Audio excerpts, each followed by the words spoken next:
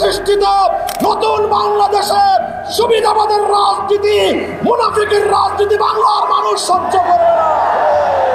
এদেশের জনগণের গণরায়কে যদি হাইকোর্ট দেখান, এদেশের জনগণ রাজপথে আপনাদেরকে মোকাবেলা করবে ইনশাআল্লাহ। 70% জনগণের বিপক্ষে গিয়ে দেশের ক্ষমতার মস্তদে টিকতে পারবেন না। আপনাদের ভুলের খেসারত দিতে হয়েছে আমাদেরকে। 25 বছর পর্যন্ত গুম, খুন আর হত্যার রাজনীতির শিকার হতে হয়েছে। জুলাই সনদ বাস্তবায়ন নিয়ে সংসদ ভবনে নানা নাটকীয়তার পর 11 দল গিয়ে ওয়াকআউট করার পর সংসদ থেকে ঘোষণা দেয় যে শনিবারে 4 এপ্রিল গিয়ে রাজপথে নামবে তারা জনগণ নিয়ে। তো এরপর শনিবার বিকেলে তারা রাজপথে নামেও। তো এইখানে গিয়ে একের পর এক বিভিন্ন রকমের নেতাকর্মীরা বক্তব্য দিতে থাকে। তো সবার শেষ গিয়ে এখানে মামুনুল হক বক্তব্য দেয়। তো মামুনুল হক বক্তব্য দেওয়ার শেষ গিয়ে এই লোকজন নিয়ে আবার বিক্ষোভ মিছিল শুরু করে। তো এই বিক্ষোভ মিছিলের মধ্যে পুলিশ হামলা করে। তো এতক্ষণ আপনারা দেখতেছিলেন শিরোনাম, বিস্তারিত দেখবেন সম্পূর্ণ ভিডিও জুড়ে। তো আপনি যদি আমাদের চ্যানেলে নতুন হয়ে থাকেন তাহলে অবশ্যই ভিডিওতে একটি লাইক দিবেন এবং চ্যানেলটি সাবস্ক্রাইব করে পাশে থাকবেন। তো আমরা সবার প্রথম মামুনুল হকের বক্তব্য দিয়ে শুরু করি, তারপর একের পর এক দেখতে থাকবো যে কিভাবে এই হামলাগুলো হয়। তো ভিডিওতে একটি লাইক দিয়ে শেষ পর্যন্ত দেখতে থাকুন। জুলাই বিপ্লবের রক্তের উপর প্রতিষ্ঠিত নতুন বাংলাদেশের সুবিধাবাদের রাজনীতি, মুনাফিকের রাজনীতি বাংলার মানুষ সহ্য করবে না। এদেশের জনগণের গণরায়কে যদি হাইকোর্ট দেখান, এদেশের জনগণ রাজপথে আপনাদেরকে মোকাবেলা করবে ইনশাআল্লাহ। 70% জনগণের বিপক্ষে গিয়ে দেশের ক্ষমতার মস্তদে টিকতে পারবেন না।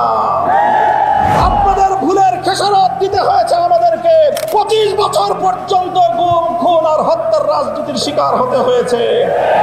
11 দলীয় ঐক্যের পক্ষ থেকে আয়োজিত গণভোটের রায় বিরোধী সরকারের অবস্থানের প্রতিবাদ, গণভোটের রায় কার্যকর করার দাবিতে বিক্ষোভ মিছিল পূর্ববর্তী এই সমাবেশে উপস্থিত নেতৃবৃন্দ, সমবেত বিক্ষুব্ধ জনতা, একটা গল্প শুনেছি আমরা গ্রাম বাংলার।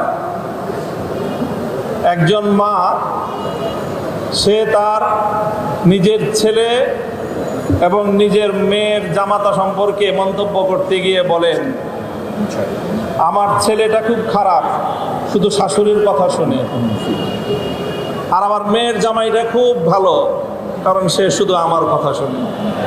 কথা শুনলে মেয়ের জামাই ভালো, আর কথা না শুনলে নিজের ছেলেও খারাপ। আজকে বিএনপির হয়েছে সেই সুবিধাবাদের রোগ। অন্তর্বর্তীকালীন সরকার প্রবর্তিত অধ্যাদেশগুলোর মধ্যে যেগুলো ক্ষমতাকে বৃদ্ধি করে সরকারের এবং সরকারের আরো নিয়ন্ত্রণ প্রতিষ্ঠা করতে সহায়তা করে, সেই সকল অধ্যাদেশগুলো বিএনপির খুব পছন্দ। আর যে সকল অধ্যাদেশগুলো, যে সকল প্রস্তাবনাগুলো জাতির কাছে জবাবদিহিতায় বাধ্য করে, সেগুলো তাদের কাছে খুব অপছন্দ। তাই আমরা মনে করি বিএনপি আজ যেই রাজনীতি করছে সুবিধাবাদের রাজনীতি। আমরা নির্বাচন পূর্ববর্তী সময়ে বিএনপির আরেকটি চরিত্র লক্ষ্য করেছি, সেটা হলো তলে তলে বিএনপি সারা দেশে গণভোটে ন্যায়ের পক্ষে ক্যাম্পেইন করেছে, কিন্তু প্রকাশ্যে সে ন্যায়ের পক্ষে কথা বলার দুঃসাহস তাদের ছিল না, সেই সৎসাহস তাদের ছিল না। এই জন্য লক্ষ জনতার সামনে বিএনপি প্রধান জনাব তারেক রহমান সাহেব গণভোটে হায়ের পক্ষে তিনি ক্যাম্পেইন করতে বাধ্য হয়েছেন। আমি জিজ্ঞাসা করি, উপরে এক কথা, তলে তলে আরেক কথা বলে, এটাকে আমাদের দেশে কি বলে? মুনাফিকি বলা হয়। তাই আজ বিএনপির রাজনীতির দুই বুনিয়াদ, দুটি নীতি জাতির সামনে স্পষ্ট। এক হলো মুনাফিকির রাজনীতি, আর এক হলো সুবিধাবাদের রাজনীতি। মনে রাখবেন, জুলাই বিপ্লবের রক্তের উপর প্রতিষ্ঠিত নতুন বাংলাদেশের সুবিধাবাদের রাজনীতি, মুনাফিকের রাজনীতি বাংলার মানুষ সহ্য করবে না। জনগণের পক্ষে, দেশের পক্ষে আপনারা যদি অবস্থান গ্রহণ করতে ব্যর্থ হন, দেশের জনগণের ম্যান্ডেটকে যদি আপনারা বৃদ্ধাঙ্গুলি প্রদর্শন করেন, বারবার বলছি, এদেশের জনগণের গণরায়কে যদি হাইকোর্ট দেখান, এদেশের জনগণ রাজপথে আপনাদেরকে মোকাবেলা করবে ইনশাআল্লাহ। 70% জনগণের বিপক্ষে গিয়ে দেশের ক্ষমতার মস্তদে টিকতে পারবেন না। শহীদ জিয়াউর রহমান, বেগম খালেদা জিয়ার সন্তান, কান খাড়া করে শুনে রাখেন, জনতার বিরুদ্ধে গিয়ে কেএম হাসান আজিজ মার্কা নির্বাচন করার চেষ্টা করলে পরিণাম শুধু আপনারাই পড়বেন তা নয়, আপনাদের অপকর্মের কারণে দেশপ্রেমিক রাজনৈতিক সংগঠনগুলোর নেতা কর্মীরা 28শে আগস্ট কিভাবে রক্ত দিয়েছে ঢাকার রাজপথে বাংলার মানুষ সে কথা ভুলে যায় নাই। আপনাদের ভুলের খেসারত দিতে হয়েছে আমাদেরকে। 25 বছর পর্যন্ত গুম, খুন আর হত্যার রাজনীতির শিকার হতে হয়েছে। তাই আমরা চাই ভালোয় ভালোয় দেশ পরিচালনা করেন, জনগণের রায়ের প্রতি শ্রদ্ধা প্রদর্শন করেন, অন্যথায় রাজপথে সংসদে আমরা আপনাদেরকে মোকাবেলা করবো ইনশাআল্লাহ। গণভোটের রায়ের বিরুদ্ধে সরকারি দলের অবস্থান এবং গণভোটের গণরায় দ্রুত বাস্তবায়নের দাবিতে জাতীয় মসজিদ বায়তুল মোকাররমের উত্তর গেট থেকে 11 দলীয় ঐক্যজোটের ব্যানারে বিশাল একটি বিক্ষোভ মিছিল অনুষ্ঠিত হচ্ছে এবং এই বিক্ষোভ মিছিলটি কিন্তু এই মুহূর্তে জাতীয় মসজিদ বায়তুল মোকাররম থেকে শুরু হয়ে পল্টন মোড় হয়ে শান্তিনগরের দিকে এগিয়ে যাচ্ছে, তেমনটি কিন্তু আমরা দেখতে পাচ্ছি। এটি কাকরাইল মোড়ের দিকে যাবে এবং শান্তিনগরের দিকে যেতে পারে, এমনটি কিন্তু আমরা জানতে পেরেছি এবং আপনাদেরকে দেখাচ্ছিলাম এই বিক্ষোভ মিছিল পূর্ববর্তী 11 দলের একটি এখানে সমাবেশ হয়েছে। আমরা যেটি দেখেছিলাম 11 দলের নেতৃবৃন্দ, শীর্ষস্থানীয় নেতৃবৃন্দ যারা, তারা কিন্তু এখানে বক্তব্য রেখেছেন এবং তারা যেটি জানিয়েছেন যে দ্রুতই গণভোটের যে রায়, সে গণভোটের গণরায় বাস্তবায়ন করতে হবে। গণভোটের গণরায় বাস্তবায়ন না করলে সংসদে বিরোধিতার পাশাপাশি রাজপথেও 11 দলীয় জোটের নেতাকর্মীদের নিয়ে দ্রুতই আবারও কিন্তু গণ আন্দোলনের ডাক দেওয়া হবে, এমনটি কিন্তু জানিয়েছেন 11 দলের নেতৃবৃন্দ, তেমনটি কিন্তু আমরা দেখতে পেয়েছি এবং আপনাদেরকে দেখাচ্ছিলাম এই মুহূর্তে এই মিছিলটি কিন্তু আমরা দেখতে পাচ্ছি জাতীয় মসজিদ বায়তুল মোকাররমের উত্তর গেট থেকে শুরু হয়েছে এবং এটি কিন্তু এগিয়ে যাচ্ছে। এই মিছিলে বাংলাদেশ জামায়াতে ইসলামী সহ খেলাফত মজলিস এবং জাতীয়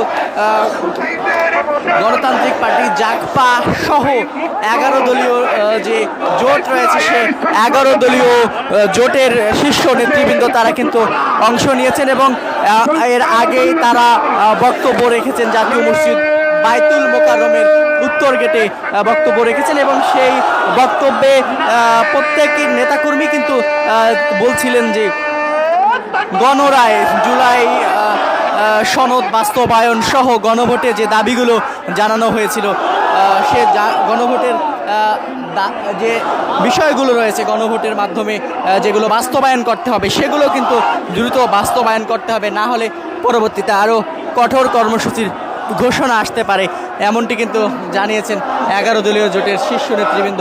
দর্শক, আপনাদেরকে দেখাচ্ছিলাম এই মুহূর্তে মিছিলটি কিন্তু কাকরাইল মোড়ের দিকে এগিয়ে যাচ্ছে এবং বিশাল কিন্তু মিছিল বের হয়েছে। এটি এখন আমরা যে জায়গায় রয়েছে পল্টন মোড়ে রয়েছে, পল্টন মোড় থেকে একেবারে আপনাদেরকে যদি বলি কাকরাইল পর্যন্ত এই মিছিলটি যাচ্ছে, এগিয়ে যাচ্ছে, তেমনটি কিন্তু আমরা দেখতে পাচ্ছি।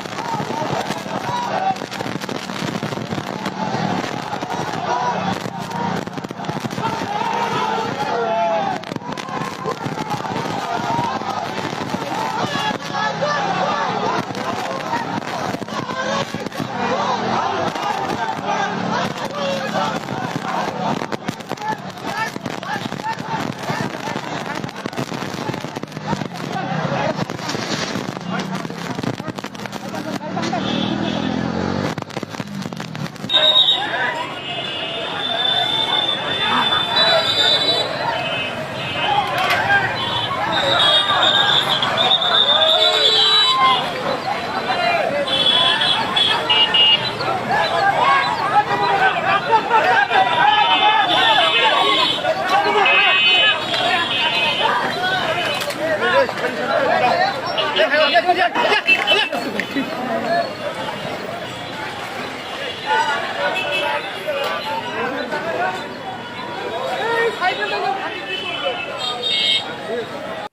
সম্পূর্ণ ভিডিওটি দেখার পর আপনারা বুঝতেই পারতেছেন এই যে এইখানে এই যে জামাতের যে 11 দলীয় জোট, তারা আসলে এইখানে এই যে জুলাই সনদ বাস্তবায়ন করার জন্য যে বিক্ষোভ মিছিল করছে, এই বিক্ষোভ মিছিলটা কিন্তু খুব শান্তিপূর্ণভাবে আজকে শেষ হয়েছে। এইখানে কোনো রকমের কোনো কিন্তু ঝড়ঝামেলা হয় নাই। কিন্তু তারপরও আমি কেন এখানে ইন্ট্রোতে এই জিনিসটা দেখাইছি, দেখেন বিগত দিনে যে আমাদের যে 2024 সালের যে 5ই আগস্ট এর আগে যে আমাদের দেশে বিএনপি হোক বা জামায়াত ইসলামী হোক বা যে কেউ যদি কেউ এরকমের মানববন্ধন বা বিক্ষোভ মিছিল করতে চাইতো ফ্যাসিস্ট আমলের সময়, তো তখন কিন্তু তাদের বিরুদ্ধে এরকমের বিভিন্ন সময় পুলিশ কিন্তু গুলি চালাইতো, বোমা মারতো, লাঠিচার্জ করতো, বিভিন্নভাবে তাদের উপরে আক্রমণ করতো। কিন্তু বর্তমানে এই জুলাই অভ্যুত্থানের পর বাংলাদেশে যে কাজটা হয়েছে সেটা হচ্ছে গিয়ে যে এখন কিন্তু কোনো সরকারের এই ক্ষমতা নাই ডিরেক্ট হচ্ছে গিয়ে জনগণের উপরে হামলা করার। কারণ এটা একটা স্বাধীন রাষ্ট্র, যে কেউ চাইলেই কিন্তু এরকমের বিক্ষোভ মিছিল করতেই পারে যে কোনো কিছু নিয়ে। এখন এইখানে গভর্নমেন্টের দায়িত্ব হচ্ছে গিয়ে সেটাকে শান্তিপূর্ণভাবে ট্যাকেল করা, তারা আসলে কি চাচ্ছে সেটা শোনা, তারপর তাদের দাবিটা আসলে পূরণ করা। এখন এখানে প্রশ্ন হচ্ছে গিয়ে এইখানে এই যে 11 দলীয় জোট যারা আছে তারা যে এইখানে হচ্ছে গিয়ে জুলাই সনদ বাস্তবায়ন চায়, তো এইটা এতদিন ছিল সংসদের মধ্যে, এখন সংসদে যখন এটার কোনো সমাধান হচ্ছে না, তো এরপর হচ্ছে গিয়ে তারা আসছে হচ্ছে গিয়ে রাজপথে, যে জনগণ নিয়ে তারা রাজপথে নামবে। তো এইখানে কিন্তু অনেক রকমের বাইতুল মোকাররমের সামনে অনেক লোকজন একসঙ্গে হয়েছে, তারা আসলে জুলাই সনদ বাস্তবায়ন চাইতেছে। এইখানে তারা ডিরেক্টলি বিএনপি কে বলছে, যারা বর্তমান দেশের সরকার গঠন করছে তাদেরকে বলতেছে যে ভাই আপনারা জুলাই সনদ বাস্তবায়ন করেন, জুলাই সনদ আপনারা সাইন করেন, সাইন করে শপথ গ্রহণ করেন, দেন এটা আমাদের দেশে কার্যকর করেন। তো এখন আপনাদের যে মতামত আছে সেটা অবশ্যই কমেন্ট বক্সে কিন্তু কমেন্ট করে জানাবেন। তো আপনাদের যদি আমার এই ভিডিওটা ভালো লাগে তাহলে অবশ্যই ভিডিওতে একটা লাইক দিবেন এবং চ্যানেলটি সাবস্ক্রাইব করে পাশে থাকবেন। ভালো থাকবেন, ধন্যবাদ।